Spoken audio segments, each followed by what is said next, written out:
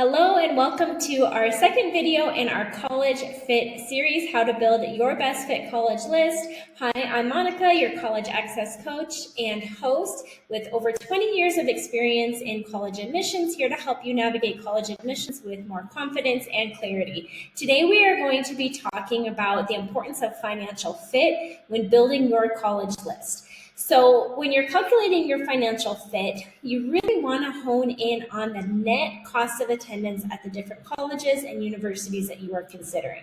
So what is net cost of attendance? So to calculate net cost of attendance, you're going to start with the overall cost of attendance of attending a college or university. This is everything from tuition to books to room and board and any other expenses you might have during the academic year.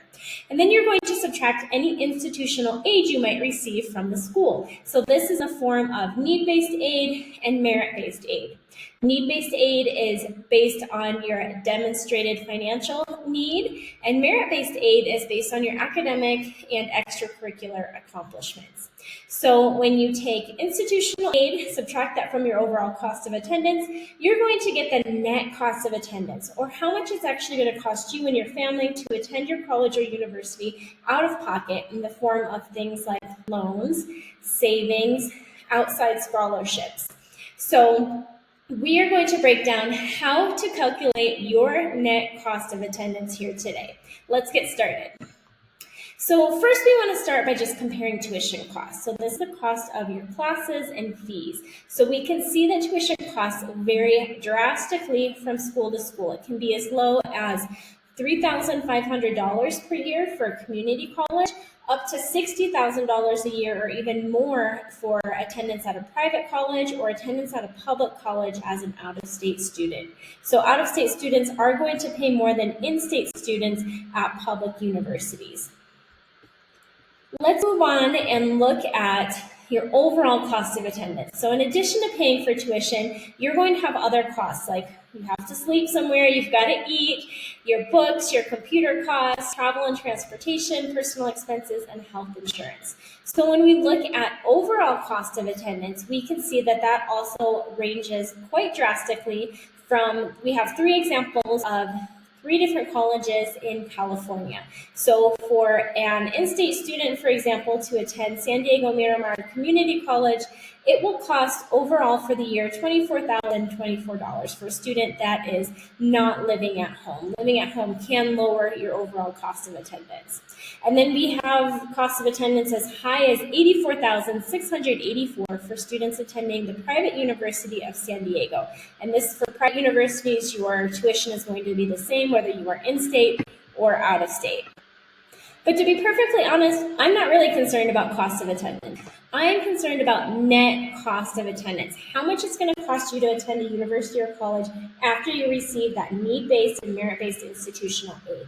So we can see, if we're comparing these three colleges across California, we can see that for someone that lives in the state of California, they might pay $17,122 after they receive institutional aid from San Diego Miramar College.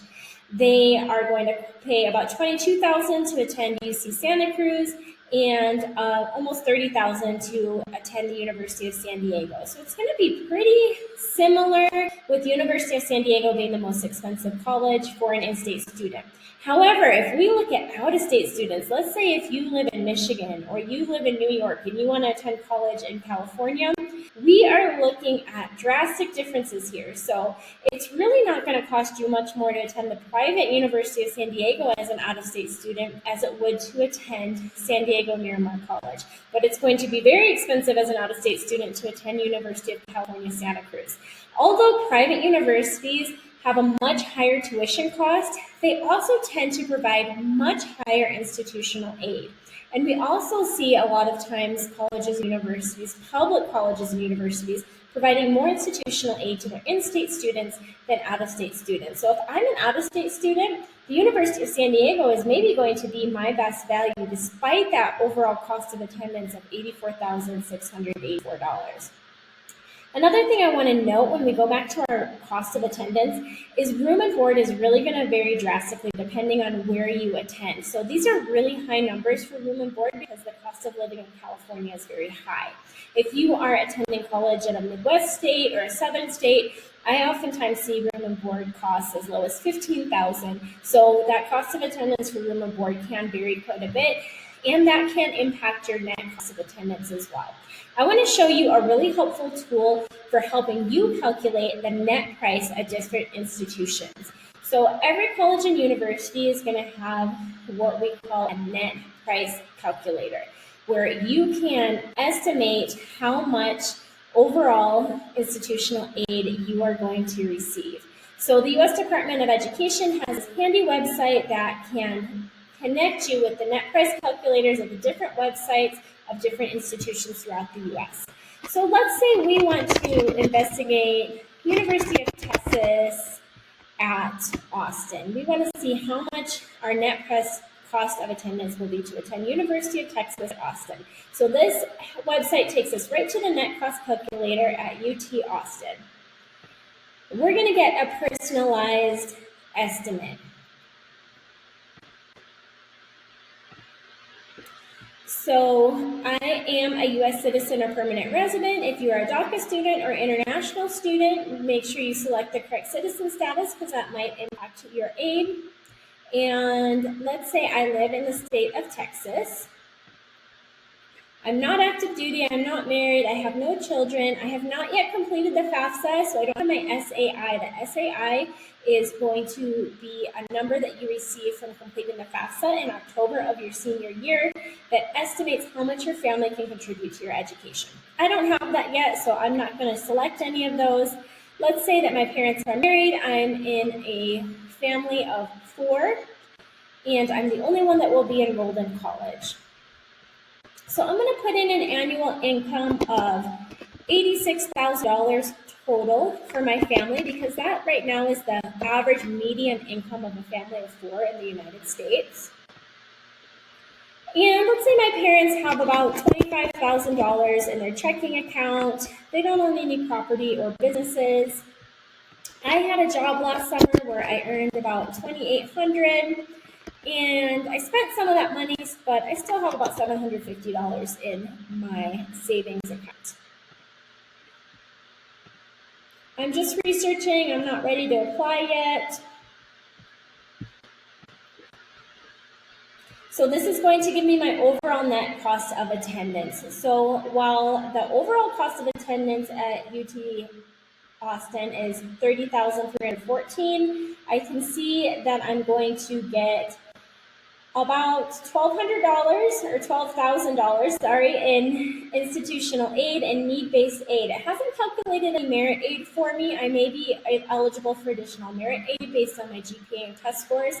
Some net price calculators will ask for your GPA and test scores to help calculate merit aid. Others will not. It depends. UT Texas did not. But I can see that I'm eligible for $12,666 in need-based aid, bringing my overall net cost of attendance down to $17,648.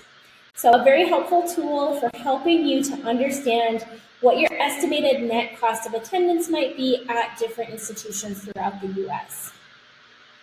The other thing I want to mention are no-loan schools and 100% need-met schools. So what are no-loan schools? No-loan schools are institutions that will cover your entire cost of attendance or demonstrated financial need without you having to take out loans.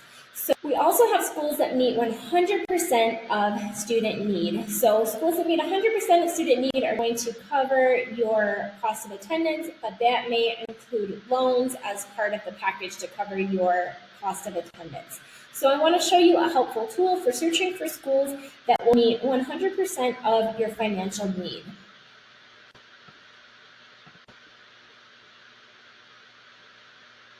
So Big Future is through College Board is one of my favorite go-to resources for searching for colleges and building college lists. And we are going to see more on this search engine and other resources for exploring colleges and building your college list in the 4th video in this series, but for today I want to show you this option. When you are searching for college using College Board's big future search engine, you have all of these different factors that you can narrow down your search by. I love this affordability feature because I can search for schools that meet 100% of financial need for students. And we see there are about 70 colleges that will meet 100% of students' financial need. We can also change that to say 75% or more, and that will expand our list to about 500 colleges. So a really helpful tool for helping you find which colleges and universities are going to do the best job of meeting your financial need.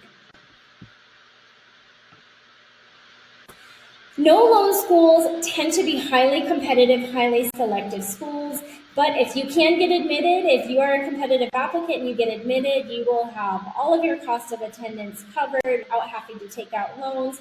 Here's a list of schools that right now offer no loan financial aid packages. Join us for the next video in our College Fit series on how to explore campus culture fit. See you next time.